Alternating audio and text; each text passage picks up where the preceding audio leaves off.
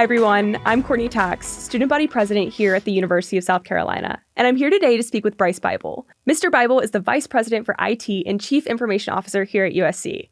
From registering for classes to Wi-Fi across campus and even AI, nothing works without IT support. We have a lot to talk about, so let's get into it. Sounds good. So today we're going to start with the big one. Wi-Fi. Oh, yes. Okay. Absolutely. Yeah. Absolutely. So students often say it's either too slow or drops, but I know you guys have been working really, really hard. So I'm excited for you guys to be able to share this with all the students. So what's been done to increase connectivity across campus? Sure. I'm happy to talk about this. And you're right. It's an important area. It has been for several years. Matter of fact, I think at least two of your predecessors have been very vocal as yes. about addressing this. And I recognize and we recognize how important Wi-Fi is to everything now related to your academic life here at the university, really your whole life at the university. So IT has to work in the residence halls, it needs to work in the classroom, in the meeting places, and I hope soon even outside across campus. So what are we doing? So a couple years ago, I think before I arrived, we started doing some replacement work with newer Wi-Fi equipment across campus, and that helped some. But I think when I arrived, we maybe uncovered that we had left a few gaps. Mm-hmm. Trying to be as quick as we could, I think we left a few gaps. So yes, if Wi-Fi, if you were right under an access point, you were doing really well. But if you were 10 feet over, you might have had some frustration. With great support from you and your predecessor and the board and the president, we've spent now the last 6 months adding a significant number of Wi-Fi access points across campus. I want to fill every little gap and nook and cranny so that there's really good Wi-Fi for everywhere a student wants to go. Well, we really, really appreciate that. And I know that when I first started learning about IT and Wi-Fi, I needed it for it to be broken down to the basics. And you did an excellent job of kind of explaining that to me. So can you actually walk us through what Wi-Fi fixing the Wi-Fi actually means, and what can students expect to see as a result? Sure. I guess I termed it remediation, right? Wi-Fi remediation. And what I meant was let's go back and let's fill in those gaps. And there were gaps. And the idea was to go back with electronic equipment that can really identify where good Wi-Fi exists and where it did not, and then use that information to fill in where there were dark spots all across campus. The focus obviously has been on where the students are, and so that's what remediation is. We've done 1 year of doing that, and I hope, and I believe we'll see great improvement for students coming this fall. But we're not done yet. There's still more to do. Oh, yes. And I remember you showing us kind of the comparisons and the side-by-side of the light and the dark areas. And the difference is extraordinary. So I'm excited for students to kind of experience that. But what role do students play in kind of identifying those connectivity pain points, and how can they report those issues? Sure. This is important because, historically, if you had an IT outage or a problem, you would make a phone call, you report it, somebody would take the ticket, they would leave some central location and drive over to the location. And by the time they got there, the problem was resolved or the situation wasn't the way it was. So we needed more real-time feedback, right, from students. So we took advantage of QR codes and installed those all across campus, particularly where students would congregate. And the QR codes would, all you had to do is just look at it with your phone. And if you even clicked on it, it gave us the reading that said somebody took the time to point out, chances are it was a Wi-Fi problem. Why would you do it, I guess, if it wasn't a problem? And what's important to note is that every one of those QR codes was tied to a location. Mm-hmm. And so my team then could get those and see where the most of those clicks were happening, and gave us really good indication from students as to where they were having problems. It has helped as we've gone through this spring and summer with remediation, because we're very much adding access points in the areas that had the most QR code clicks. Absolutely. I will say that last fall, we were able to do a significant amount of work in the Russell House. Yes, and thank you. And so the QR code clicks in the Russell House were very low. Good. So I think that showed that doing these improvements does make a difference. We will keep the QR codes in place when school starts again in the fall. And I encourage students, if they feel for any reason they've either they love it and they want to give it a smiley face, or they're having a problem, then just use the QR code. Give us your feedback, immediate feedback, and that'll give us a chance to actually tackle problems where they actually occur. And, as a humanities student, I spent a lot of time in Gambrell, and I've actually used the QR code. Okay. So all right. I'm excited. So you were one of those. Yeah, okay. I was. Right. I was. But I'm Good. excited to see the changes because I know you guys have really been focusing on Gambrell, Close-Hip, and T-Coop over the summer. So I think those are big study spots for students, and I'm excited for them to see the progress that we've made in those buildings. I am too. And I know you guys are tired of the complaining, and I definitely am as well. So I know that Wi-Fi has been an ongoing issue for students, and I think that you guys have done just an excellent job of hearing the student concerns and making those changes. So well, we'll continue to listen. Thank you. I'm excited that maybe we can get Wi-Fi under control, and now we can turn to other things that are important to students. Absolutely. One of the things that I think I showed you in another meeting is some of those dark and the before and after shots. And I think back to when I was an undergraduate, long ago, long before Wi-Fi. Yes. But it was important to me to be able to go to a quiet spot, either in the library or some other location. And it is not right in the middle of a big classroom, but it might be hidden in the stacks somewhere.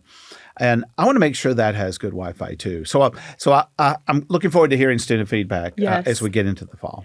And I think one of the kind of next questions that students are naturally going to start asking is, with more devices per student, how is the network evolving to handle the changing demand? So and not to get into a deep technology discussion, but Wi-Fi only works as well as the switches in the wall, because you'll see closets that say telecommunication closet. So all those Wi-Fi access points go right back to those closets, and then you have to have fast, reliable, modern switches in there that connect to those access points. So we've got some newer switches in. That's helped a lot with Wi-Fi. But then those switches tie into bigger cables, which go from one building to the next building, and then ultimately to what we call the network core, which is where all the data flows through. And then if it's going to the outside world, it knows to go out. So what are we doing? Well, those switches, we will continue to upgrade the switches. And I'm excited that our network core will get upgraded this fall. And so a bottleneck, now that we have really fast Wi-Fi access points, it'll create a bottleneck at the core. We're going to upgrade the core so it can even go faster. Then you add to that, we have added significant size connections to the internet and multiple connections, so that we should not run into any, knock on wood, any bottlenecks as we continue to improve the network and all the network connections that we need. Amazing. And I remember when we went and toured the Hollings Library, and after that, I just catch myself counting all the Wi-Fi boxes in all the rooms, and it's grown significantly everywhere. So students are going to feel those effects. So changing gears a little bit. So there is a lot of concern about phishing emails and cyber scams. Absolutely. And I know, I get the emails that the university tries to prevent this as much as possible. So thank you guys for all of your hard work with that. But what are we doing to better educate students and prevent those threats? Yeah, it's a great question, and it's a challenge because the social engineering expertise is growing in how hackers will use tools to get to students and employees, and with pretty creative phishing attempts. So we have a lot of materials available on the DOIT website that students can see. We try to get out messages on a monthly basis, and then we offer training, and we will continue to do that.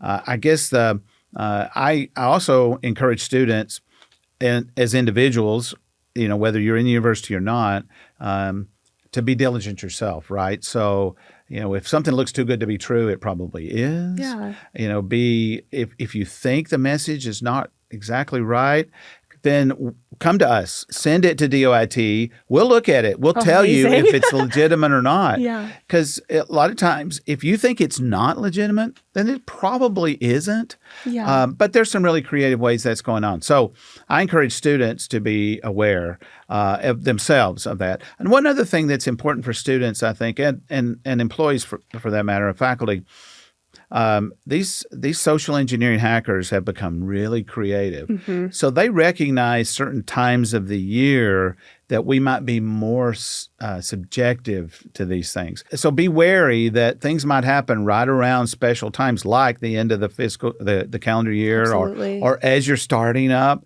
We have to watch really closely for that first week of class because they recognize it and they're very creative.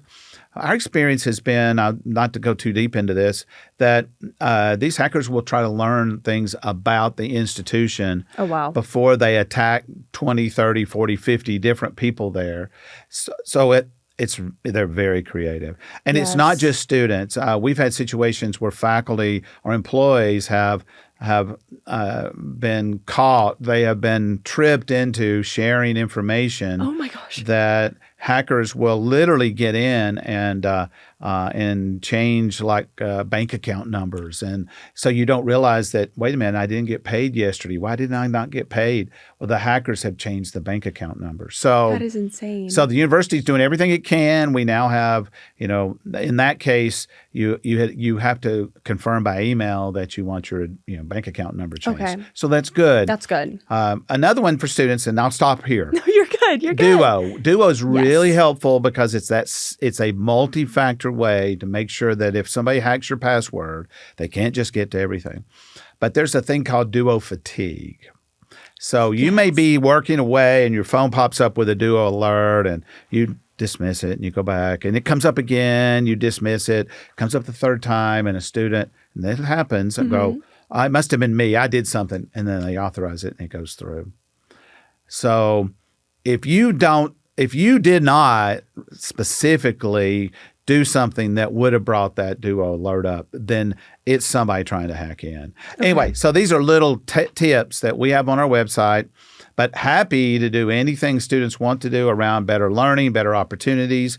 We certainly want to be more open about this in October. October is Information Security Month, and so amazing. So we will be working with you and your office to make sure we can do some things that provide more information to students. Yeah, I remember during football season, it happens every football season, and all of my group me's start filling up with hackers that go in and try to sell football tickets that aren't real. And some people do fall for it. And then suddenly they're out $500 and have no idea where that money went. Right.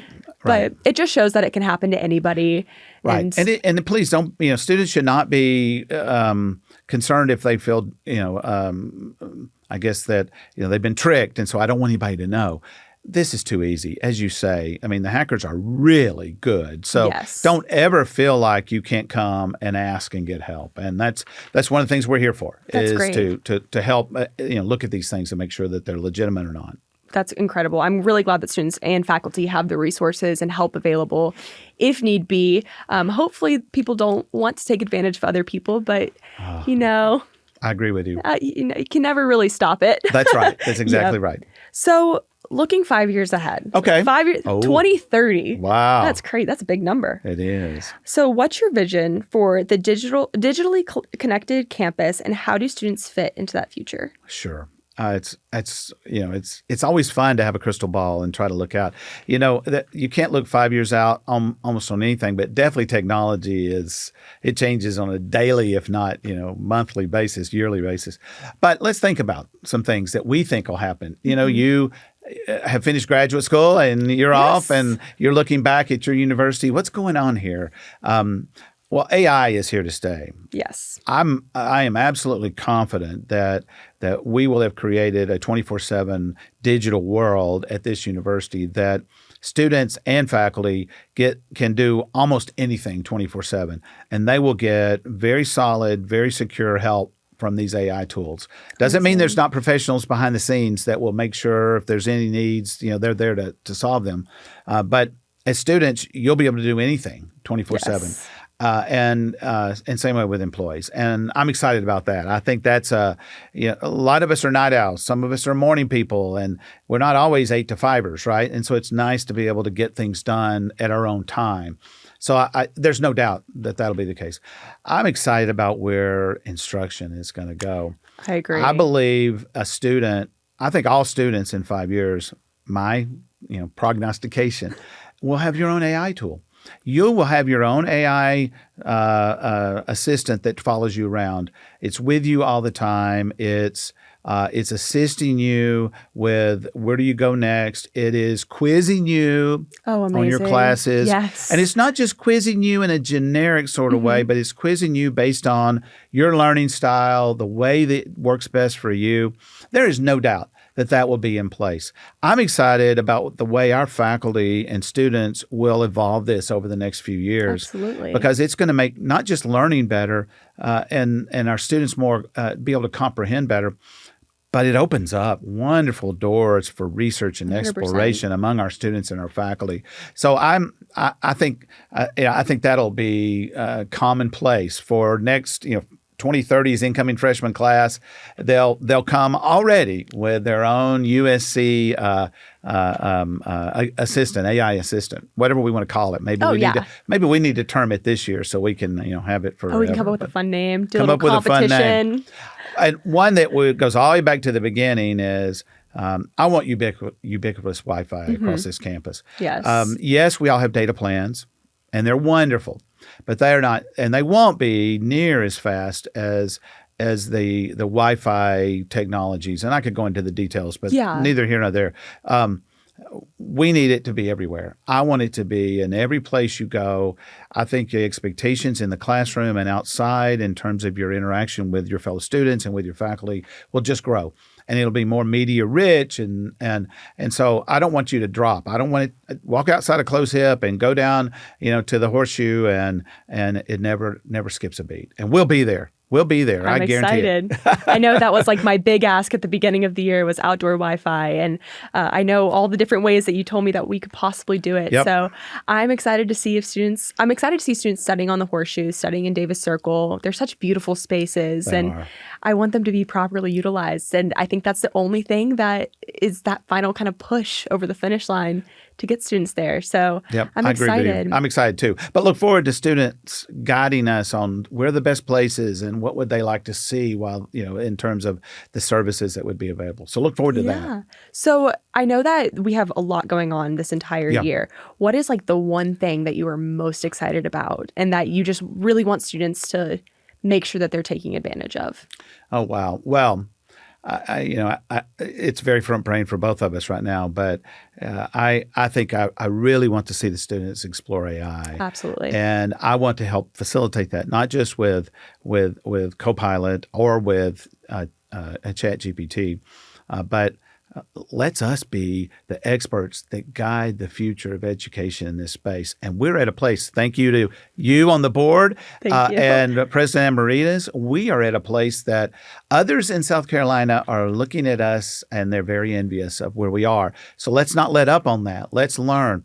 There's so many more things we can do inside of these agreements with ChatGPT that students should be exposed to. And who knows? Maybe one of our students will start the next, ChatGPT, right? They'll be the next company that goes billions. You never know. Oh, listen, I think I know someone who's probably in the works of that. I think you do, yes. Yep. So, but I know that we have a lot of student support, and students are so excited to come onto campus.